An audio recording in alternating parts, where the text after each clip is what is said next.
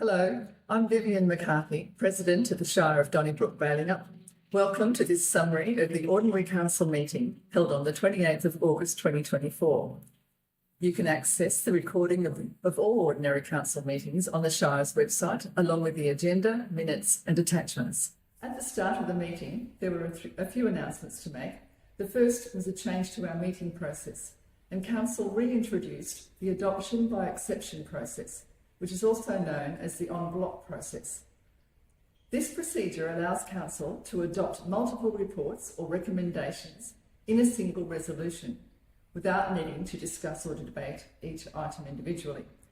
The en bloc process is an effective way to approve straightforward, non-controversial or general matters agreed upon by all councillors based on the information available prior to the official meeting. It ensures that all matters are addressed with due regard and at the same time helps Council manage their time effectively. Certain items can't be included in this process, such as those requiring an absolute majority, or those that involve a conflict of interest, or where a Council member wishes to discuss the item further. At each meeting, the en bloc resolution is addressed after the usual 6.3 item, which is deputations. The next announcement was the launch of the OSPI Australia Day campaign for 2025 and the opening of the Community Citizen of the Year Awards. This program acknowledges community members who make an outstanding contribution to our local community. If you would like to recognise a community member for their efforts in areas such as education, health, fundraising, charitable or voluntary services, business, sport, arts, the environment or social inclusion, any area that enhances community well-being, you can nominate them in any one of the four categories: Community Citizen of the Year, Young Community Citizen of the Year, Senior Community Citizen of the Year, and the category known as Active Citizenship, which is for a group or event. Nominations are open from the 1st of September to the 31st of October 2024. And finally, I announced the opening of the Shire's annual photography competition, with the top 12 entries included in the Shire's calendar.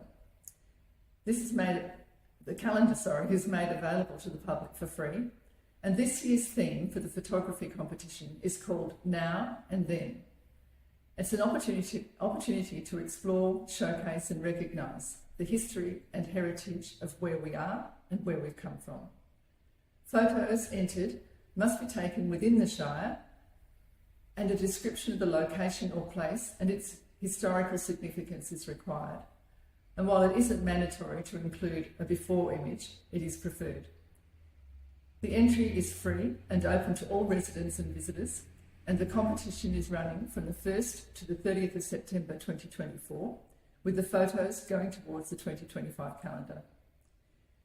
You can find more details on both the Community Citizen of the Year Awards and the nominations, and also the photography competition on the Shire's website, or by contacting the Administration Office. At item 9.1.2, Council considered an event application from Lingalonga Estate, who have a well-established reputation for hosting quality events. The owners are currently collaborating with the Shire to submit a retrospective development application for several land uses, including a reception centre. And while this application is underway, several weddings were conditionally approved by Council through this event application. The Shire's support for this application reflects its commitment to fostering small businesses in line with Council Plan Objective 9.2 to attract and retain a diverse range of businesses and investment opportunities. At item 9.1.3, Council considered the Harvest and Vehicle Movement Ban SMS communication service and its relating policy. Harvest and vehicle movement bans are implemented by authorised fire control officers, where, in their opinion, an elevated risk of bushfire exists through the use of engines, vehicles, plant or machinery. These bans are the responsibility of the local government and can be challenging to communicate to the wider community in a timely and effective manner. Currently, the Shire uses a number of methods such as social media, ABC or local radio, and emails to key stakeholders, as well as a heavy reliance on bushfire brigade volunteers to communicate the information. These methods have varying levels of effectiveness and can be time-consuming to deliver, so the implementation of the SMS service will enhance communication speeds and efficiency. At item 9.3.1, Council approved a review of the community grants and donations policy, which introduces clearer guidelines, streamlined processes, and a stronger alignment with the Council's broader goals. It enhances the effectiveness and the reach of the funding program. It reflects a shift towards a more strategic, transparent, and structured approach to community grant funding.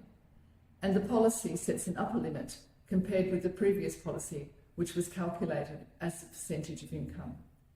The changes generate recurring savings in the 24-25 budget and onward for inclusion in the transfer to reserves.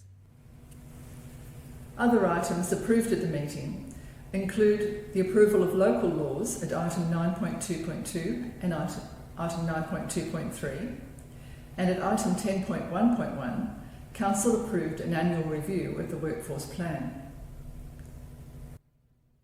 Thank you for listening to this update of the August 2024 Ordinary Council meeting. But before I go, as mother of 3 sons, I want to wish all fathers a wonderful Father's Day this Sunday on the 1st of September.